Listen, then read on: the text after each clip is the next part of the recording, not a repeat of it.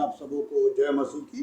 आज फिर अपने योजना के परमेश्वर की योजना और अपने इच्छा के मुताबिक परमेश्वर ने खड़ा किया हुआ है कि परमेश्वर के वचन के बारे में प्रकाशित वाक्य से आपसे बातचीत करें। मेरे प्रियो, पिछली बार जब हम वचन में देख रहे थे तो यूहन्ना जो उनके सबसे प्रिय चेले थे, प्रभु यीशु ने उन्हें आत्मा में ऊपर बुलाया और उसके बाद प्रकाशित वाक्य 5वें बाब की पहली आयत में है, वो आत्मा में ऊपर गए। वहाँ उन्हें परमेश्वर के दरबार की सीन दिखाई पड़ी। उस सीन में वो एक गेट पे खड़े हैं, 12 दरवाजे हैं, वो खुला हुआ है, अंदर देख रहे हैं बाहर से। और जो भी उन्होंने दरबार में कार्यक्रम को देखा उसका उन्होंने प्रकाशित वाक्य के 5वें बाब में वर्णन किया है। और पिछली बार उस दरबार के बारे में जब हम परमेश्वर के वचन से देख रहे थे तो वहाँ पे कुछ चीज़ें खास तौर से दिखाई दी। पहली बात कि प्रकाशित वाक्य 5:4 में लिखा हुआ है कि जो पुस्तक परमेश्वर के हाथ में थी, यानी स्क्रॉल, दोनों तरफ लिखा हुआ, गोल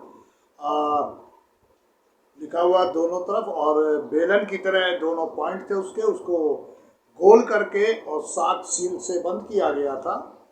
और वचन ये बताता है कि उन 7 सीलों को खोलना, अंदर और बाहर की लिखियों की बातों को बाहर लाना, ये किसी के बस में नहीं था।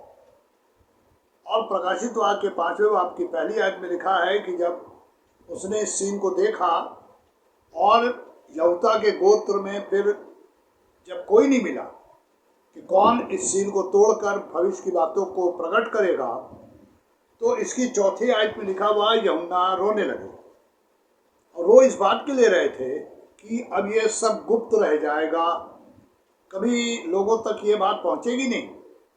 पर ये भूल गए थे कि अगर प्रभु यीशु ने उन्हें स्वर्ग में बुलाया आत्मा के रूप में, तो वो किसी गुप्त बात को गुप्त रखने के लिए नहीं बुला रहे थे। वचन ये बताता है कि उन्होंने कहा कि नहीं, रो मत।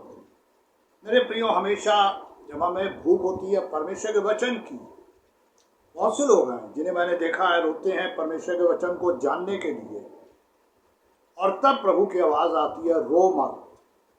परमेश्वर ये बताना चाहते हैं, मैं तुम्हारे संग हूँ, मैं तुम्हारी मदद करूँगा। क्योंकि वचन ये भी कहता है, धन्य है वो जिन्होंने वचन को समझने बूझने के लिए मन को खोला। बहुत कम लोग हैं जो वचन की सच्चाई को जानना चाहते हैं। हम मसीह लोग चढ़ जाते हैं, और जब कोई खास प्रचारक आते हैं जो एक आयत को लेके काफ़ी कुछ बताते हैं, खोलते हैं, तो लोग उन्हें बहुत पसंद करते हैं। लेकिन ये कभी कदार होता है। अमूमन हमारे आराधनालयों में वचन को खोला उतना नहीं जाता है। और यहाँ पर बाइबिल ये बता रही है कि यूहन्ना रोने लगे, क्योंकि उस पुस्तक की लिखी हुई बातों को कोई प्रकट करने वाला नहीं था। लेकिन वहाँ जो 24 प्राचीन बैठे थे, उनमें से वचन बताता है कि एक ने कहा, मत रो। क्यों?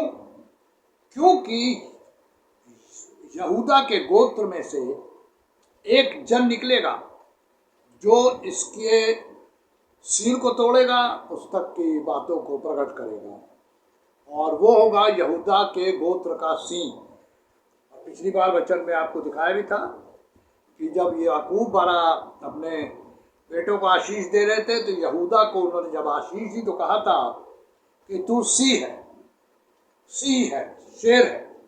और मेरे प्रियो, यहाँ पे परमेश्वर का वचन आज जिस आयत में हमें ले जाने मांग रहा है, वो है प्रकाशित वाक्य के 5वें बाब की 6ठी आयत।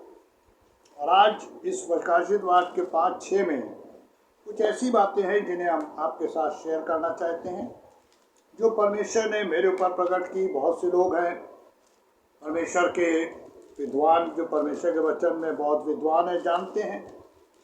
लेकिन हमारा तात्पर्य ये नहीं है और हमारा तात्पर्य ये है परमेश्वर के वचन में पवित्र आत्मा की अगुवाई में उन बातों को खास तौर से बताएं जो इसमें हमारे लिए भविष्य को प्रकट करती हैं।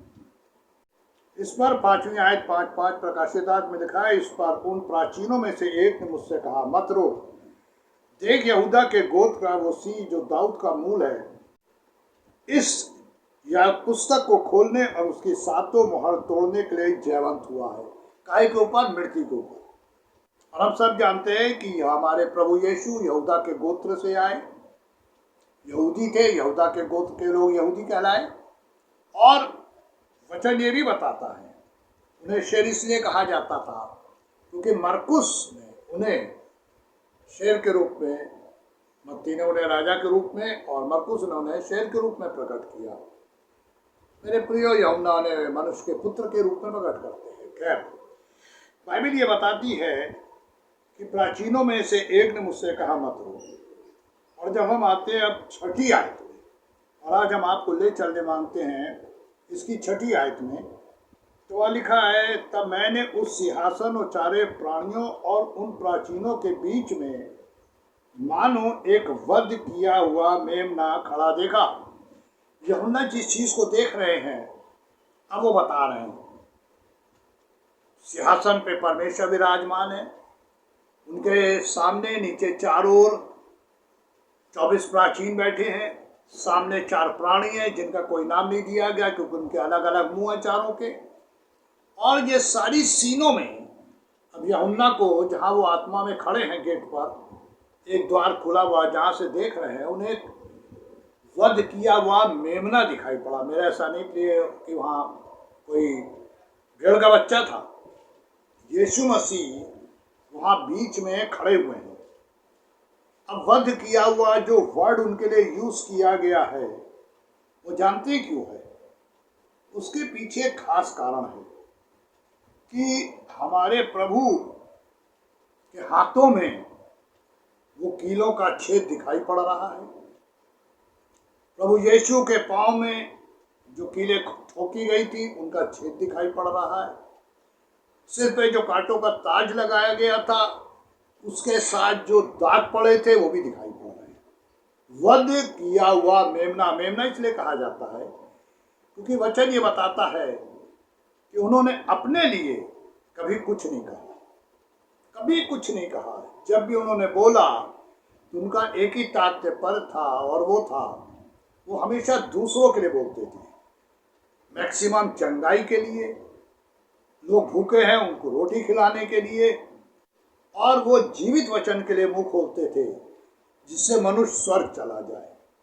और यहाँ लिखा हुआ वध किया हुआ मेमना, यह डिग्निटी है प्रभु यीशु की, एक खिताब है पूरे वचन में जहाँ उन्हें ये दिया कहा गया है। खास तौर से यशाया, जकरिया उस चीज़ को बहुत अच्छी तरीके से डिस्क्राइब करते हैं, डैनियल भी बोलते हैं। अब यहाँ पे लिखा हुआ है वध किया हुआ मेमना इन सब के बीच में खड़ा हुआ दिखाई दिया। यशाया 53:7 में भी लिखा है, जॉन यूहन्ना 1:29 में भी इस मेमने का वर्णन है। और उस मेमने के लिए क्या लिखा है कि उसके 7 सींग और 7 आंखें थी। अगर हम फिजिकल रूप से ऐसा सोचें कि किसी आदमी के 7 सींग हों, 7 आंखें हों तो कैसा दिखाई पड़ेगा। लेकिन मेरे प्रियो, ये शाब्दिक रूप से नहीं है।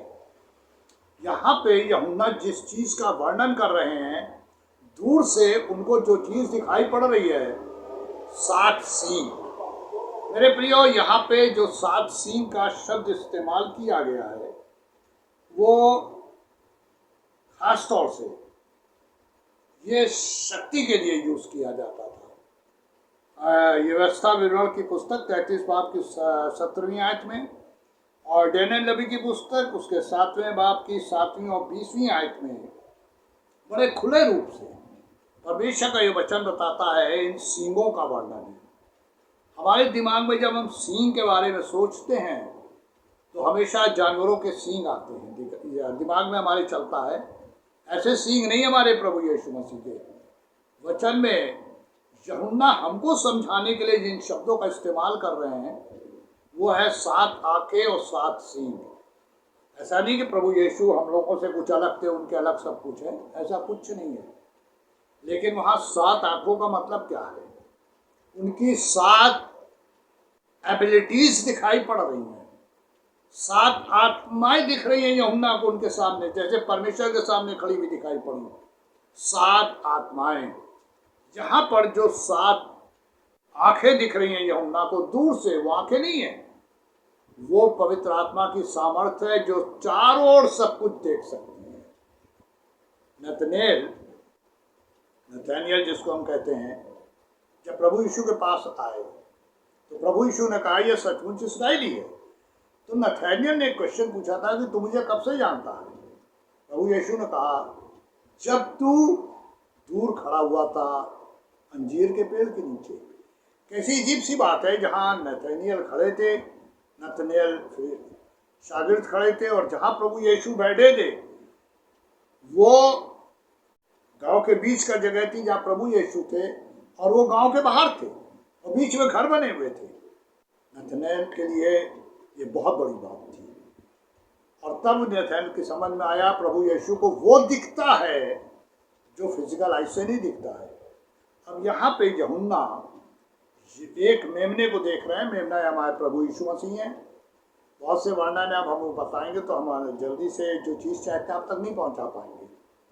यहाँ पर मेमना यानी वध किया हुआ एक ऐसी पर्सनैलिटी जो दीनता ओढ़े हुए है हमारे प्रभु, और उनकी 7 आंखें हैं और 7 सींग हैं। और पुराने ज़माने में ये व्यवस्था 33:17 और डैनियल 7:7-20 में जो बातें बताई गई हैं 7 सींग, वो कहा गया है 10 एबिलिटीज। वो एक कह सकते हैं उनके अंदर के गुण। और 7 आंखों का मतलब है सब तरफ की नॉलेज, हर तरफ दिखाई पड़ना, हर एक चीज़ का ज्ञान। अब यहाँ पर 5वें बाब में लिखा है उसके 7 सींग और 7 आंखें थी। वे परमेश्वर की 7 सामर्थ हैं जो सारी पृथ्वी पर भेजी गई हैं। परमेश्वर के अंदर 7 सामर्थ्य है, ऐसा नहीं है। 7 जो शब्द है ये संपूर्णता का बोध कराता है, यानी परमेश्वर की अंदर, पिछली बार मैंने बताया 7 आत्माओं के बारे में, वो परमेश्वर की सामर्थ्य है। यहाँ प्रभु यीशु के साथ भी वही सामर्थ्य है, और लिखा है जो सारी पृथ्वी पर भेजी गई हैं। पहले कुरिन्थियों को आप पढ़ेंगे ना, तो वहाँ लिखा हुआ है कि प्रभु के लोगों में कौन कौन सी दान है, गिफ्टें। और जब ये आत्माएं ज़मीन पे आई, प्रभु यीशु के दासों में समाई, तो ये सारे दास अजीब अजीब गिफ्टों से भर गए। और वहाँ बाइबल बताता है कि वचन बताता है कि चंगा करने की सामर्थ, अन्य अन्य भाषा बोलने की सामर्थ, भविष्यवाणी करने की सामर्थ, इस तरीके से 7 महान सामर्थ हैं जो पृथ्वी पर भेजी गई हैं। प्रभु यीशु के सामने यही दिखाई पड़ रही हैं, 7 आत्माएं, 7 आंखें और 10 सींग। और मेरे प्रियो यहाँ लिखा हुआ है कि 6ठी आयत में कि परमेश्वर एक चीज़ और दिखा रहे हैं, और वो है कि प्राचीनों के बीच में, यानी प्रभु यीशु उन सारे लोगों के मध्य में है। मध्य का मतलब है ही इज द मेन, वो मध्य में है, मेन है। और हम सब जानते हैं प्रभु यीशु ने हमेशा पृथ्वी पर आकर बात कही, मुझे मेरे पिता ने भेजा है। पुराने ज़माने में भी जो राजाओं के सबसे प्रिय हुआ करते थे वो राजा के सामने होते थे। अगर आप राजा क्षयश के बारे में पढ़ेंगे, जब वो किसी से बातचीत नहीं कर रहे थे तो उनके सामने नहीं जाता था। एस्तर रानी राजा क्षयश के सामने जाके खड़ी हो गई, और तब राजा क्षयश ने अपना सोने का राजदंड बढ़ाया। एक अपील करने वाला इंसान, मेन इंसान, जिसे इतनी सामर्थ है कि वो राजा के सामने खड़ा हो, प्रभु यीशु खुद में इतने सामर्थ्य हैं कि वो परमेश्वर के और इन सारे लोगों के मध्य में जाके खड़े हैं और वहां पर उनका जो लुक है वो वध किए हुए मेंढे का है। मेरे प्रियो, ये जो छठी आयत है प्रकाशित वाक्य की, ये न सिर्फ परमेश्वर के दरबार का वर्णन कर रही है, पर हमारे प्रभु यीशु के बारे में भी बता रही है कि जब वो खड़े हैं, किस रूप में खड़े हैं, क्या करने के लिए खड़े हैं। क्योंकि जब आप इसकी 7वीं आयत पढ़ेंगे तो लिखा है, उसने आकर उसके दाहिने हाथ से जो सिंहासन पर बैठा था पुस्तक ले ली, जिस पुस्तक के बारे में यूहन्ना रो रहा है। यूहन्ना चेले रो रहे हैं कि अब कैसे पता चलेगा कि भविष्य में क्या होने वाला है। उस पुस्तक को लेने की जो एबिलिटी थी, जो सामर्थ्य थी या जो हक था, वो हमारे प्रभु यीशु का था। और यहाँ 7वीं आयत में ये बताया गया है कि प्रभु यीशु ने वो पुस्तक पिता के हाथ से ले ली। अब सीधी सी बात है कि पिता के सामने किसी और को यह हो ही नहीं सकता कि वो कोई चीज ले ले। ये सिर्फ राजाओं के पहलौठे राजकुमार को हक होता था, और यहाँ पे परमेश्वर के पुत्र को यह हक है कि वो पुस्तक को ले लेते हैं। वो स्क्रॉल गोल लिखा हुआ, जिसके 7 सीलें लगी जिसमें, और जिसके अंदर और बाहर लिखा हुआ है। मेरे प्रियो, परमेश्वर के वचन के प्रकाशित वाक्य 5-6 तक जब हम पढ़ेंगे, पहली आयत से 6ठी आयत तक, तो परमेश्वर का दरबार, वहाँ की सारी सीन, यूहन्ना कहाँ खड़े हैं, और वो मेन चीज़ जो पुस्तक है जिसका आगे पूरा भविष्य के बारे में वर्णन है। और आज जो ये कोरोना वगैरह फैला, आने वाले दिनों में आपको दिखाएंगे कि इसका वर्णन बाइबल में कैसे कहाँ कहाँ है। वो हमारे लिए पहले से ही बताया गया। इसलिए परमेश्वर के जो दास प्रिय हैं, परमेश्वर के जो परमेश्वर को पहचानते हैं, उनके लिए बीमारी है कोई बात नहीं है, कोई नई चीज़ नहीं है, ये महामारी कोई नई चीज़ नहीं है। लेकिन हमेशा वो एक बात जानते हैं, प्रकाशित वाक्य 3 में लिखा हुआ है 8वीं आयत में, कि चूंकि तूने मेरे धीरज के वचन को थामा है, मैं उस परीक्षा में जो संसार पे आने वाली तुझे बचा लूंगा। हमें तो ढेर होकर चलना है, निडर। ये कोरोना हमारा कुछ नहीं बिगाड़ पाएगा। ये परमेश्वर का वायदा हमारे संग है, और ये सारा हमको कहाँ से मिलेगा? परमेश्वर के वचन से। अगर हम परमेश्वर के वचन में हैं तो ये बीमारी हमारे संग कुछ नहीं कर पाएंगे। आज यही ख़त्म कर रहे हैं, क्योंकि अब हम आपको उस खास आयतों की ओर ले जाएंगे जो परमेश्वर के द्वारा हमें आशीष देती है। परमेश्वर आपको आशीषित करे और वचन को समझने के लिए और ज्ञान और बुद्धि को खोले। इसी विश्वास से प्रार्थना के साथ आज का वचन